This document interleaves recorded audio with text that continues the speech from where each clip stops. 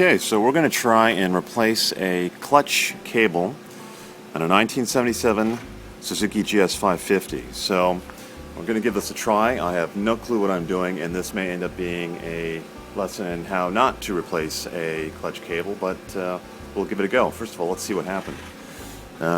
So this gave out on me. You can actually see where it's pretty obvious where the cable actually gave out. Now, obviously, this bike is quite old, so I haven't actually replaced this. This will be my first time. So parts wear out, and here it did. So what we know is that the clutch cable goes in, down. This is it right here. If I can get a view of that, it goes in under the tank. How much of it I'm going to be able to see? And comes out right about here. This is it right here. So what's going to have to happen is, from the research I've done on YouTube, is this is going to have to come off, this is going to have to come off in order that I can actually insert the new cable inside this thing right here. Okay, so we're into day 2 of trying to replace the clutch cable on the Suzuki. Reason why it's day 2 is I ran into a couple of little interesting challenges in removing the piece of the engine plate in order to be able to get access to the point where I have to remove the clutch cable at the one end. So I will show you what I mean. So here's what we're talking about. This is where the end of the clutch cable comes right into the side of the engine here. There's a plate here that has to come off. So we removed this plate first. That was just 3 or 4 screws that came out. That wasn't too bad. But this was a bit of a challenge. First of all, the screws probably haven't been removed in a decade. So that took a little bit of work, and the key way in which I was able to solve that is, if I can show you here,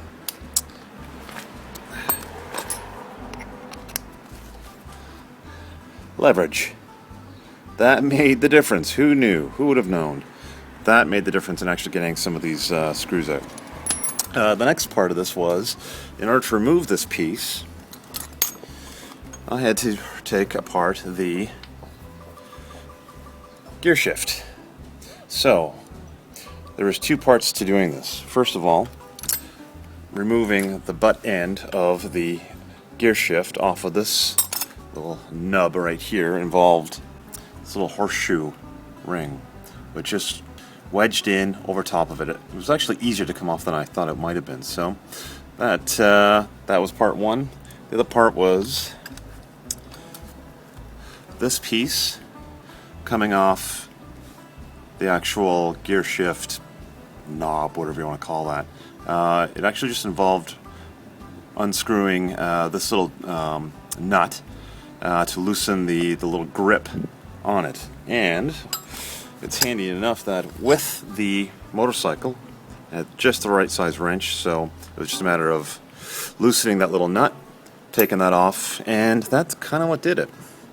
Now, very carefully, we reveal the inside of that plate, and precisely where I need to remove the end. You can see it running right along there. You can actually see the little butt end of the clutch cable. Okay, so we're back at it. This is take 3, day 3, and so we're at the stage now where I've got the side panel off of this part of the engine, where we're trying to expose the engine end of the clutch cable. So at this point, what I'm trying to do is figure out how to unattach it. So let's take a look. So again, got the side panel open here. I just kind of have it reversed.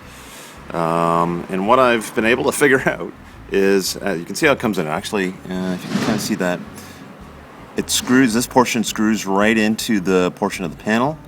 Then the clutch cable comes in. It's fit into this little thing, little nut thing. I'm using all the wrong terminology, but what I was able to figure out is in order to take it out, basically what you got to do, and you need lots of rags to do this because it's very dirty. Extend this upward, and then where there's this little gap, you pull it out. The whole thing comes out. It's that little round piece. You can see as it's twisting, you got to pull it right up and then remove that little bit. Then the next step will be to string the new one through the rest of the bike. Right then. So we've got the side plate away because it just was a matter of screwing this back up away from the piece. So that's pulled away. Now what I want to do is get the new cable ready. So what I've done, and this was a tip from Neil. Thanks, Neil. To make it easy, because this thing's got to slide all the way under the engine, then comes up through by the top here along the handlebars. Doing that just blindly trying to shove it through would be near impossible. So the suggestion is connect new one to old one, and then what I'm going to do is I'm going to just pull it right through, and I expect I'm going to probably get snagged, but we're going to give it a go.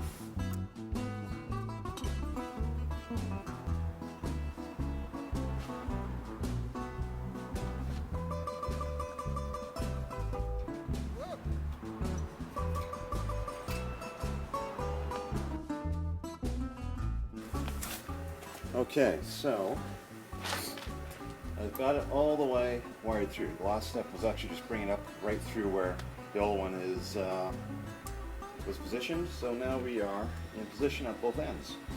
So now I'm going to attempt to attach at this end first, loosely, and attach at the other end. So let's do this one. So I haven't actually, we pulled out the old clutch cable, and now, if you can see that, there's a little slot where what's left of the previous end of the clutch cable. I thought at one point I would have to remove the whole thing, but I don't think I have to. This just slides right out like that. And so goes that, for all I know, 35-year-old clutch cable. So next we will slide in new. So we will position this, just slots right back in, and there's basically slots all the way around. I'm going to loosen this a little bit and then tie this in, just to start to pull it in a little bit.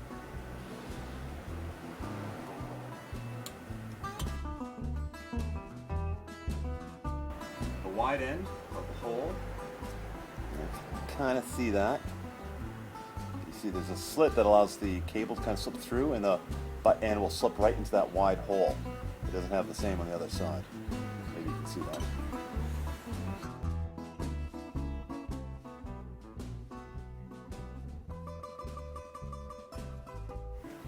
I think I got it.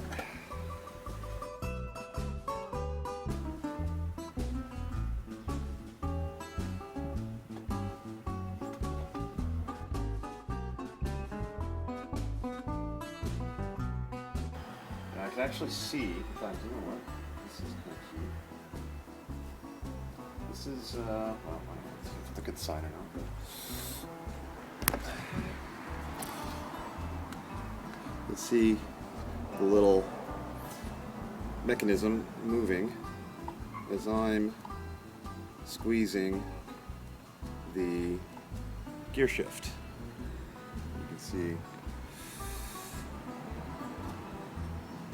Okay.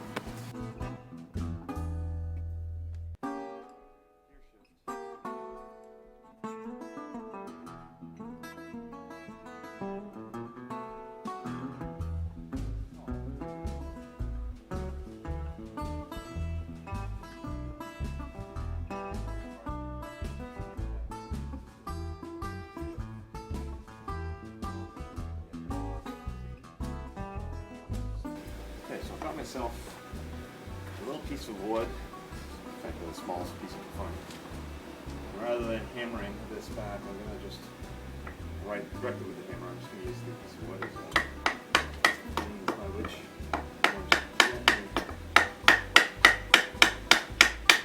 and then I grabbed the wrench, the right size wrench that came with the bike. I'm going to tighten